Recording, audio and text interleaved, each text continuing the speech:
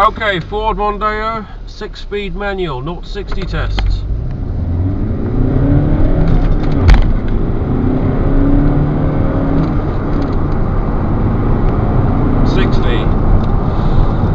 Years ago, the Ford Mondeo used to be quite a sloppy car to drive. It was all over the place, it really was. But I have to say, this Mondeo here is very tight. It's very tight in many ways. The steering is tight, the gearbox is tight.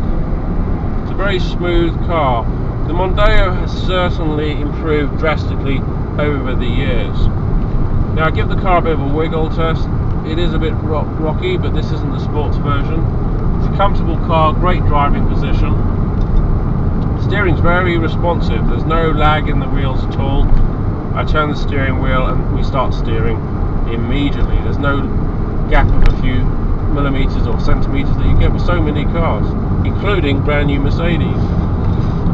Instrument cluster, possibly bordering a little bit tacky, but it is clear, it is precise, and it's not obstructed by the steering wheel.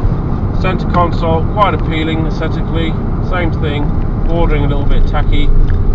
I'd say the controls around the radio are a little bit fiddly and complicated. I can't really see what's going on there. And even the heater controls, I don't really think I could operate this without taking my eyes off the road. I think that's a big mistake, because the heater dials, you can. Wing mirrors, they're good size, no problem seeing where we've been. Rear view vision's fine. This is a nice car, and I'm really quite impressed. There's two cars out at the moment with Ford that I think are worth reckoning with. One's the S-Max, this is the other one, the Mondeo. The Fiesta, don't forget it, it's just so cheap and gnarly, it's horrendous. Give the dashboard a nice big slap, you're immediately confronted with a nice big slab of rubber. The only other cars I come across like that are BMW. That gives it a good quality feel, especially on the inside. It's a reasonably quiet car, there's not a lot of noise going on here. The 6th gear, absolutely vital on this, especially on the motorway. This car pulls quite nicely actually. It's not a road rocket, but it's certainly not slow. Now let's see what the cornering is like. There's no better place for that than the roundabout. So 2nd gear, roundabout, 20 miles an hour. I can go up to 50, but I'll try and increase it now. Well, you know, it doesn't mind the corners, this car. It doesn't mind them at all. It hugs the corners, or maybe a little bit. It does come up a bit on the corners, I must admit, but we haven't got the sports suspension here. It is a front wheel drive, so it's not going to like the rain. And a bit of torque steer there, but not excessive. It does flow through the gears lovely, and the car lifts up at the front as you accelerate. I'm going to do a brake test now. It's not going to be an emergency stop. I'm just going to brake firmly, get an idea how the brakes feel. 3, 2, 1. Well, they're not bad, but I have to admit I don't get the opportunity to apply the brakes at a gradual pressure. They feel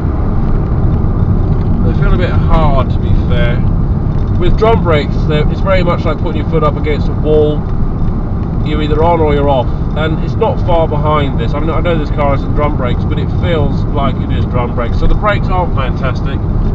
And to be fair, it doesn't feel like the calipers are all working in harmony and synchronized beautifully. So I wouldn't say the brakes are poor, but it certainly doesn't have the braking power and finesse of something like a BMW or a Mercedes. So I wouldn't say the brakes are that great. But apart from that, and I mean this most sincerely, I can't find anything else wrong with this car, apart from the fact that it's front wheel drive. This is a great car. Ford have done well here, and they, you know, I believe in credit's due where credit's due. There's nothing wrong with this car at all.